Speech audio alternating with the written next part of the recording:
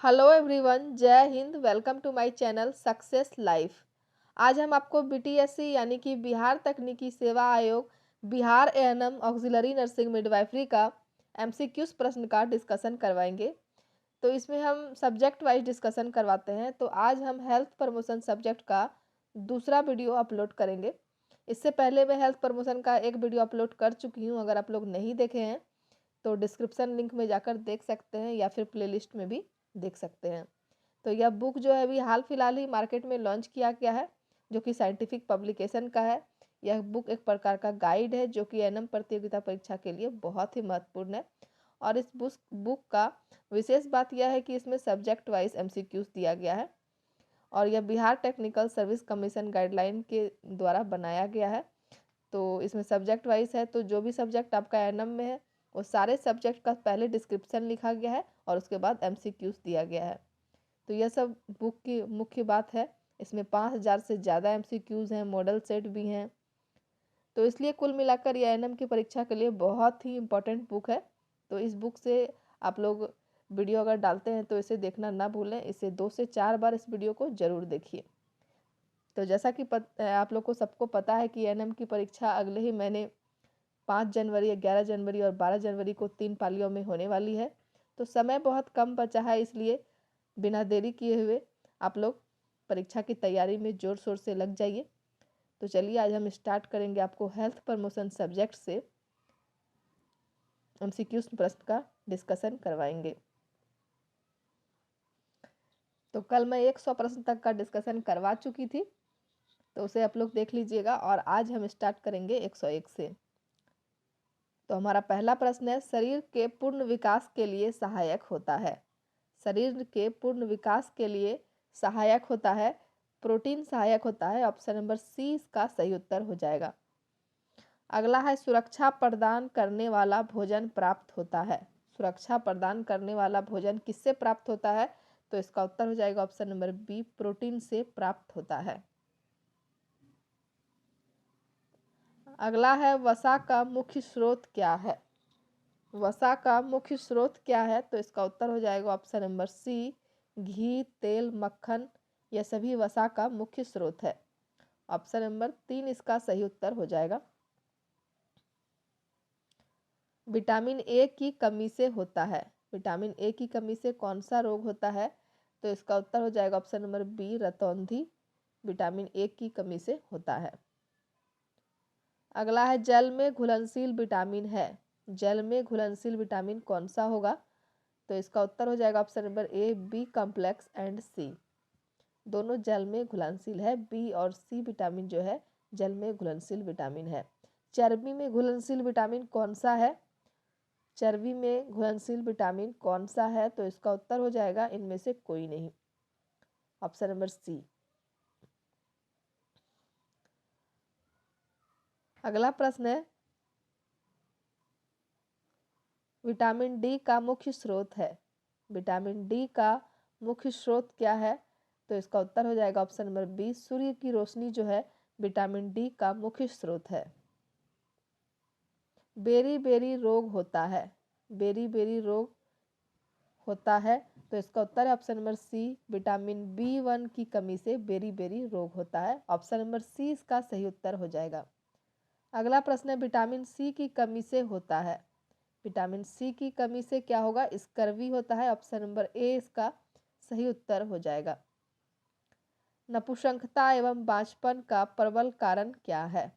नपुंसकता एवं बांझपन का प्रबल कारण है विटामिन ई की कमी। ऑप्शन नंबर बी इसका सही उत्तर हो जाएगा।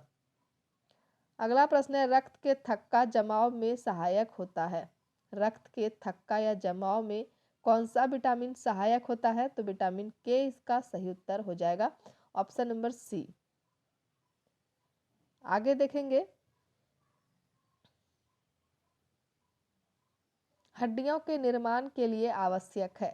हड्डियों के निर्माण के लिए क्या आवश्यक है? तो इसका उत्तर हो जाएगा option number B, calcium. Hormones के निर्माण करती हैं।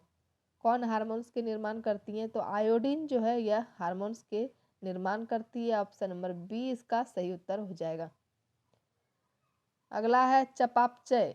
चयापचय मेटाबॉलिज्म क्रिया को नियंत्रित रखता है। कौन नियंत्रित रखता है? संतुलित भोजन। ऑप्शन नंबर ए इसका सही उत्तर हो जाएगा। चयापचय जो है संतुलित भोजन क्रिया को नियंत्रित रखता है। अगला प्रश्न है, किसकी कमी से हाइपोथायरॉयडिज्म रोग होता है? किसकी कमी से हाइपोथायरॉयडिज्म रोग होता है? तो इसका उत्तर है ऑप्शन नंबर सी, आयोडीन की कमी से। अगला है, सामान्यतः मनुष्य को प्रतिदिन कैलोरी शक्ति की आवश्यकता होती है। कितने कैलोरी शक्ति की आवश्यकता होती है? तो इसका उत्तर है ऑप्शन नंबर बी, 2700 से 3000 कैलोरी की प्रतिदिन मनुष्य को आवश्यकता होती है। अगला है, बच्चों में कुपोषण से होने वाले रोग का नाम क्या है? बच्चों में कुपोषण से होने वाले रोग का नाम क्या है? मरासमस। ऑप्शन नंबर बी इसका सही उत्तर होगा। बच्चों में कुपोषण से उत्पन्न अंधापन रोकने के लिए क्या पिलाना चाहिए? तो इसका उत्तर है विटामिन ए का घोल पिलाना चाहिए। ऑप्शन नंबर सी इसका सही उत्तर होगा। अगला प्रश्न है, 6 माह तक बच्चों का उत्तम आहार होता है। 6 माह तक बच्चों का उत्तम आहार होता है तो कौन सा होता है? ऑप्शन नंबर ए, स्तनपान। 6 माह तक बच्चों का उत्तम आहार स्तनपान होता है। ऑप्शन नंबर ए इसका सही उत्तर हो जाएगा। माँ के प्रथम दूध को क्या कहते हैं? माँ के प्रथम दूध को कोलेस्ट्रम कहते हैं। ऑप्शन नंबर सी इसका सही उत्तर होगा। अगला प्रश्न देखेंगे,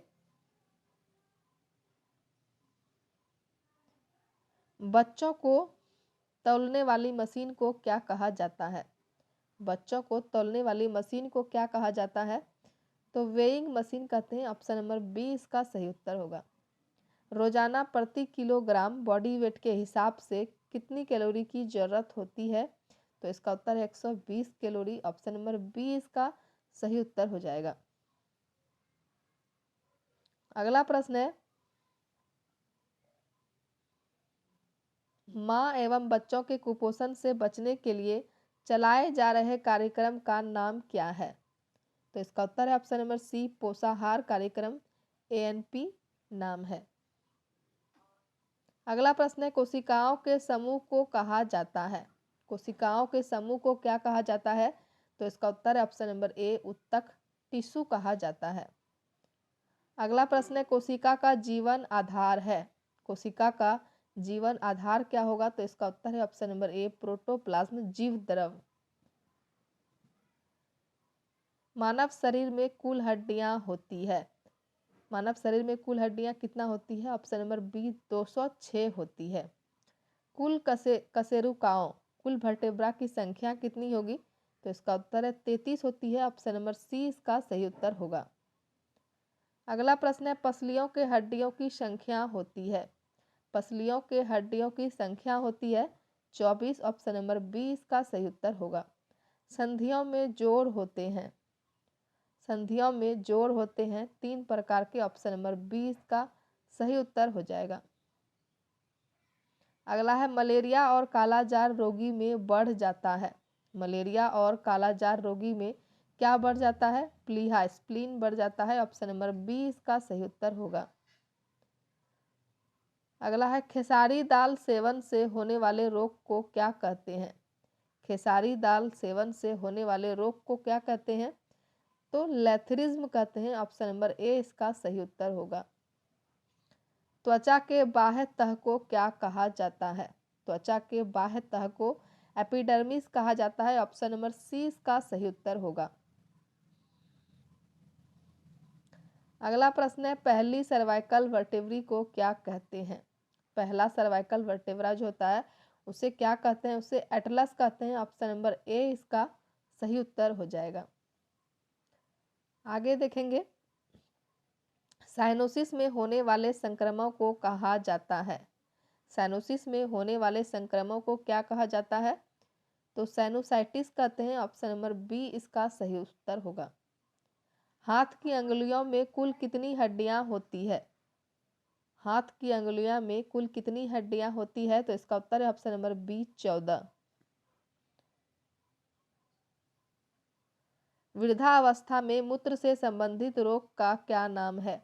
वृद्धावस्था में मूत्र से संबंधित रोग का क्या नाम है? तो इसका उत्तर है ऑप्शन नंबर ए, प्रोस्टेट ग्लैंड का। महिलाओं में मासिक धर्म चक्र एक क्या है? महिलाओं में मासिक धर्म चक्र एक सामान्य प्रक्रिया है। ऑप्शन नंबर ए इसका सही उत्तर होता है। अगला है, महिलाओं को अधिक लौह युक्त आहार की जरूरत होती है क्योंकि प्रत्येक माह मासिक रक्तस्राव होता है, इसलिए महिलाओं को अधिक लौह युक्त आहार की जरूरत होती है। नंगे पैर शौचालय जाने से कौन से रोग की संभावना अधिक होती है? तो इसका उत्तर है ऑप्शन नंबर बी, हुकवर्म। नंगे पैर शौचालय जाने से हुकवर्म रोग की संभावना अधिक होती है। ऑप्शन नंबर बी इसका सही उत्तर हो जाएगा। गर्भवती महिलाओं को सोना चाहिए, कितने घंटे सोना चाहिए? 6 से 8 घंटा गर्भवती महिलाओं को सोना चाहिए। आगे है, बाहरी वायु के आदान प्रदान के लिए आवश्यक ही नहीं अनिवार्य है। बाहरी वायु के आदान प्रदान के लिए क्या आवश्यक है? अनिवार्य है। ऑप्शन नंबर बी, वेंटिलेशन इसका सही उत्तर हो जाएगा। समान वयस्क के शरीर में लगभग पानी होता है। समान वयस्क के शरीर में कितना लगभग पानी होगा? तो इसका उत्तर हो जाएगा ऑप्शन नंबर सी, 40 लीटर। सामान्यतः एक वयस्क व्यक्ति को प्रतिदिन पानी की आवश्यकता होती है, कितनी पानी की आवश्यकता होगी? तो इसका उत्तर है 2 से 5 लीटर पानी की प्रतिदिन आवश्यकता होती है। तो फ्रेंड्स, उम्मीद करते हैं कि आप लोग को वीडियो पसंद आ रहा होगा। वीडियो अगर पसंद आ रहा है तो वीडियो को लाइक कीजिए, कमेंट कीजिए और ज़्यादा से ज़्यादा शेयर कीजिए ताकि सभी एएनएम छात्राओं के पास यह वीडियो पहुंच सके। और जो भी लोग चैनल पर नए जुड़े हैं तो आप लोग चैनल को सब्सक्राइब कीजिए ताकि आपको सारा नोटिफिकेशन समय पर मिल सके। आगे देखेंगे, इनमें से कौन रोग जल से उत्पन्न होता है? इनमें से कौन रोग जल से उत्पन्न होता है? तो इसका उत्तर है ऑप्शन नंबर ए, हैजा और टाइफाइड जो है जल से उत्पन्न होता है। यह जलीय जन्य रोग इसे हम लोग कह सकते हैं। अगला प्रश्न है, बड़े स्तर पर जल शोधन की 3 प्रक्रिया कौन कौन सी है? बड़े स्तर पर जल शोधन की 3 प्रक्रिया कौन कौन सी है? तो इसका उत्तर हो जाएगा ऑप्शन नंबर बी, संग्रहण। ऑप्शन नंबर बी इसका सही उत्तर हो जाएगा। अगला है, चिकित्सीय अवशिष्ट। चिकित्सीय अवशिष्ट के निस्तारण के लिए उत्तम विधि है। तो गाड़ना इसका उत्तम विधि है। ऑप्शन नंबर बी इसका सही उत्तर होगा। अगला प्रश्न हो जाएगा, 1000 लीटर जल की मात्रा के लिए ब्लीचिंग पाउडर होना चाहिए, कितना होना चाहिए? 2.50 ग्राम होना चाहिए। 1000 लीटर जल की मात्रा के लिए 2.50 ग्राम ब्लीचिंग पाउडर होना चाहिए। ऑप्शन नंबर बी इसका सही उत्तर हो जाएगा। नींद ना आने की बीमारी को क्या कहते हैं? तो इसका उत्तर है ऑप्शन नंबर सी, इंसोम्निया कहते हैं। ज्यादा उन्मादपन की स्थिति में मनोचिकित्सक द्वारा चिकित्सा की जाती है। विद्युत आघात चिकित्सा की जाती है। ऑप्शन नंबर सी इसका सही उत्तर हो जाएगा। ज्यादा उन्मादपन मतलब पागल की स्थिति में मनोचिकित्सक द्वारा कौन सी चिकित्सा की जाती है? विद्युत आघात चिकित्सा। ऑप्शन नंबर सी इसका सही उत्तर हो जाएगा। अगला प्रश्न है, मनोरोगी को समाज के मुख्य धारा में लाने के लिए आवश्यक है। मनोरोगी को समाज के मुख्य धारा में लाने के लिए आवश्यक है पुनर्वास का, रिहैबिलिटेशन का। ऑप्शन नंबर बी इसका सही उत्तर होगा।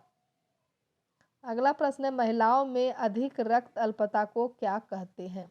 महिलाओं में अधिक रक्त अल्पता को क्या कहते हैं? तो एनेमिक कहते हैं। ऑप्शन नंबर बी इसका सही उत्तर हो जाएगा। गंदे जल निष्कासन की उत्तम व्यवस्था है, सोख्ता गड्ढा। ऑप्शन नंबर ए इसका सही उत्तर हो जाएगा। रतौंधी किस विटामिन की कमी से होता है?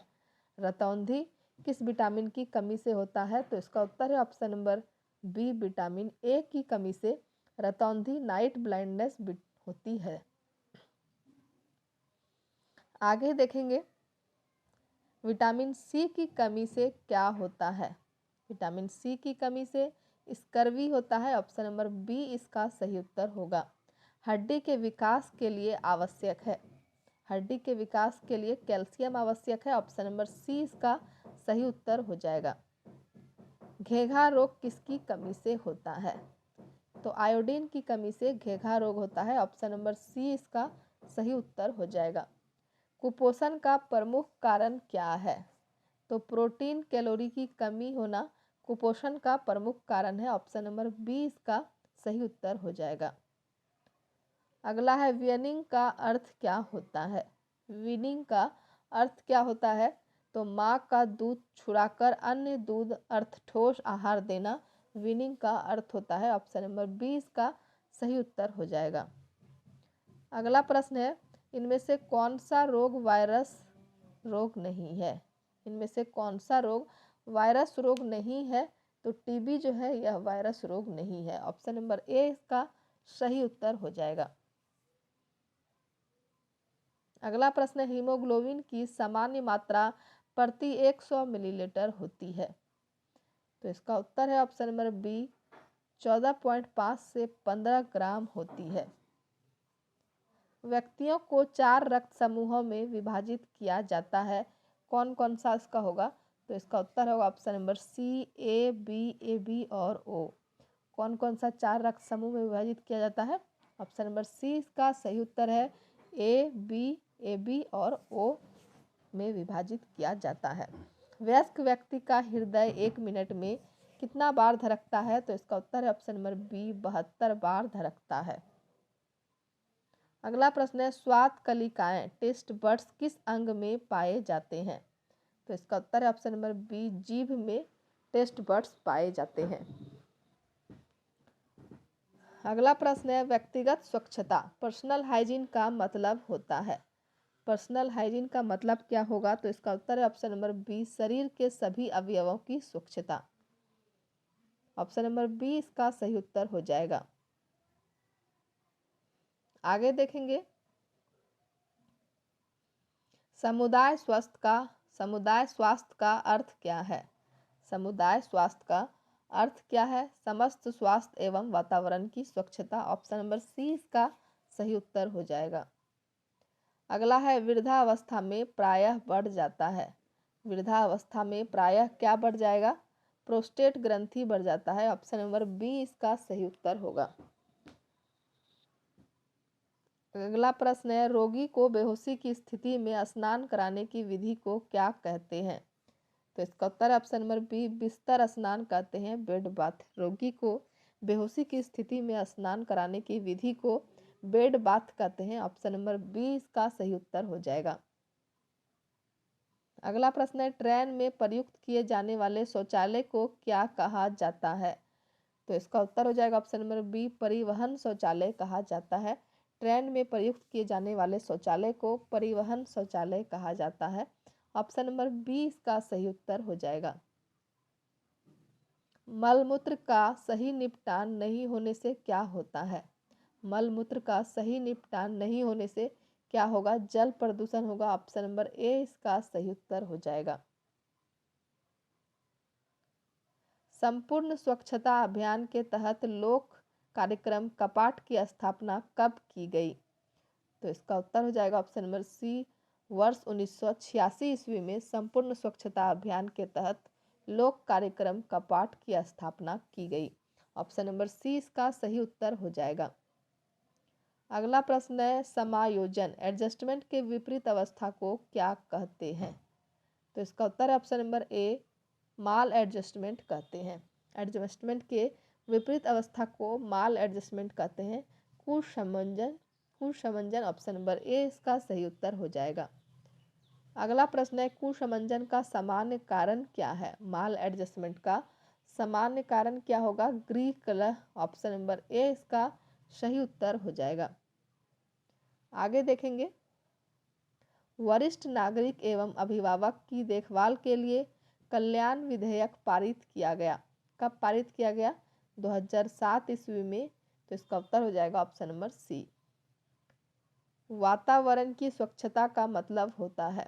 वातावरण की स्वच्छता का मतलब क्या होगा? तो इसका उत्तर है ऑप्शन नंबर बी, संपूर्ण परिवेश की सफाई। ऑप्शन नंबर बी इसका सही उत्तर हो जाएगा। अगला प्रश्न है, मानव जीवन पर पर्यावरण का प्रत्यक्ष प्रभाव पड़ता है। मानव जीवन पर पर्यावरण का प्रत्यक्ष प्रभाव पड़ता है। तीनों का, खान पान, जनसंख्या और रहन सहन, तीनों का पड़ता है। तो इसलिए इसका उत्तर हो जाएगा ऑप्शन नंबर डी। अगला प्रश्न है, रक्तचाप और कोलेस्ट्रॉल नियंत्रण करने के लिए आवश्यक है सुधार करना क्या? रक्तचाप और कोलेस्ट्रॉल नियंत्रण के लिए आवश्यक है सुधार करना क्या? तो जीवन स्तर, अपना लाइफ स्टाइल आवश्यक है सुधार करने का। ऑप्शन नंबर ए इसका सही उत्तर हो जाएगा। अगला प्रश्न है, अनीमिया होने का कारण है। अनीमिया होने का कारण क्या है? तो इसका उत्तर हो जाएगा ऑप्शन नंबर बी, भोजन में लोहे की कमी। इनमें से कौन खनिज पदार्थ नहीं है? तो मरकरी, पारा जो है यह खनिज पदार्थ नहीं है। ऑप्शन नंबर डी इसका सही उत्तर हो जाएगा। अगला है, पेलेग्रा रोग का प्रकोप होता है। पेलेग्रा रोग का प्रकोप होता है निकोटिनिक अम्ल की कमी से। ऑप्शन नंबर बी इसका सही उत्तर हो जाएगा। खान पान के स्तर की जानकारी को क्या कहा जाता है? खान पान के स्तर की जानकारी को क्या कहा जाता है? पोषणीय मूल्यांकन कहा जाता है। ऑप्शन नंबर बी इसका सही उत्तर हो जाएगा। डायबिटीज़ एक रोग है। डायबिटीज़ एक कौन सा रोग है? तो दीर्घकालिक रोग है। ऑप्शन नंबर ए इसका सही उत्तर हो जाएगा। तो फ्रेंड्स, उम्मीद करते हैं कि वीडियो आप लोग को पसंद आ रहा होगा। वीडियो अगर पसंद आ रहा है तो वीडियो को लाइक कीजिए, कमेंट कीजिए और ज़्यादा से ज़्यादा शेयर कीजिए। और जो भी फ्रेंड्स चैनल पर नए जुड़े हैं तो कृपया चैनल को सब्सक्राइब कीजिए। आगे देखेंगे, एक मरीज को सही आकार के बारे में बताते वक्त, एक मरीज को सही आकार के बारे में बताते वक्त किसी संपूर्ण प्रोटीन का स्रोत माना जाना चाहिए। तो इसका उत्तर है ऑप्शन नंबर सी, अंडे। एक मरीज को सही आकार के बारे में, आकार यहाँ पे नहीं होगा, आहार हो जाएगा। एक मरीज को सही आहार के बारे में बताते वक्त किसी संपूर्ण प्रोटीन का स्रोत माना जाना चाहिए और वह है ऑप्शन नंबर सी, अंडा। अगला प्रश्न है, इसके अलावा सभी खाद्य वस्तुएं मूत्र में रंग पैदा करती हैं। किसके अलावा? तो इसका उत्तर ऑप्शन नंबर सी, गाजर। मनुष्य का दुग्ध केवल इसके अतिरिक्त सबसे प्रचुर है। तो लौह खनिज के अतिरिक्त चर्बी, प्रोटीन और कार्बोहाइड्रेट तीनों से प्रचुर है मनुष्य का दूध, केवल लौह खनिज के अलावा। तो उत्तर हो जाएगा ऑप्शन नंबर सी। अगला प्रश्न है, इनमें से किस विटामिन की कमी से बेरी बेरी रोग हो जाता है? तो इसका उत्तर है option number A, thiamine. Thiamine की कमी से बेरी बेरी रोग हो जाता है। घाव को भरने में कौन सा विटामिन मदद करता है? तो इसका उत्तर है option number B, vitamin C जो है यह घाव को भरने में मदद करता है। अगला प्रश्न है, कैल्शियम के अवशोषण को बढ़ाने के लिए कौन से विटामिन की आवश्यकता होती है? तो इसका उत्तर है option number C, vitamin D की आवश्यकता होती है। अगला प्रश्न है, विटामिन ई रोकता है। विटामिन ई क्या रोकेगा? तो इसका उत्तर हो जाएगा ऑप्शन नंबर सी, एपिडर्मल कोशिकाओं के किरेटिनीकरण को विटामिन ई रोकता है। ऑप्शन नंबर सी इसका सही उत्तर हो जाएगा। अगला प्रश्न है, प्राकृतिक लिपिड सहजता से घुलनशील है। प्राकृतिक लिपिड सहजता से घुलनशील है। तो इसका उत्तर है ऑप्शन नंबर ए, तेल में घुलनशील है। वयस्कों में ऑस्टियोमलेशिया किसकी कमी के कारण होता है? तो इसका उत्तर है option number C, vitamin D की कमी के कारण वयस्कों में ऑस्टियोमलेशिया होता है। आगे देखेंगे, एक भारतीय वयस्क के लिए प्रोटीन की अनुशासित मात्रा कितनी होनी चाहिए? तो इसका उत्तर है ऑप्शन नंबर ए, 1 ग्राम प्रति केजी बॉडी वेट। जितना आपका बॉडी वेट होगा उतना ग्राम इस भारत वयस्क के लिए प्रोटीन की अनुशासित मात्रा है। ऑप्शन नंबर ए इसका सही उत्तर हो जाएगा। आगे देखेंगे, किसके अतिरिक्त सभी कुपोषण के रूप हैं? किसके अतिरिक्त सभी कुपोषण के रूप हैं? तो इसका उत्तर है option number D, micro nutrition के अतिरिक्त सभी under nutrition, imbalance, over nutrition सभी कुपोषण के रूप हैं। अगला है वयस्कों में विटामिन डी की कमी से होता है। वयस्कों में विटामिन डी की कमी से क्या होगा? ऑस्टियोमलेशिया, ऑप्शन नंबर डी इसका सही उत्तर हो जाएगा। अगला प्रश्न है दालों के पोषण शून्य में वृद्धि का श्रेष्ठ मार्ग है। दालों के पोषण शून्य में वृद्धि का श्रेष्ठ मार्ग है जर्मिनेशन का, ऑप्शन नंबर डी इसका सही उत्तर हो जाएगा। कोर्साकॉफ सिंड्रोम का कारण क्या है? तो इसका उत्तर है ऑप्शन नंबर ए, थायमीन की कमी। कोर्साकॉफ सिंड्रोम का कारण है थायमीन की कमी, ऑप्शन नंबर ए इसका सही उत्तर हो जाएगा। अगला प्रश्न है निम्नलिखित में किसके अतिरिक्त सभी आयरन समृद्ध खाद्य हैं? तो इसका उत्तर है ऑप्शन नंबर ए, दूध के अतिरिक्त बाकी यकृत, पालक, मछली सभी आयरन समृद्ध खाद्य हैं, सिर्फ दूध को छोड़कर। तो इसका उत्तर हो जाएगा ऑप्शन नंबर ए। जल की उपयोगिता है। जल की उपयोगिता क्या है? तो यूरिक अम्ल को शरीर से बाहर निकालना। जल की उपयोगिता है यूरिक अम्ल को शरीर से बाहर निकालना, ऑप्शन नंबर डी इसका सही उत्तर हो जाएगा।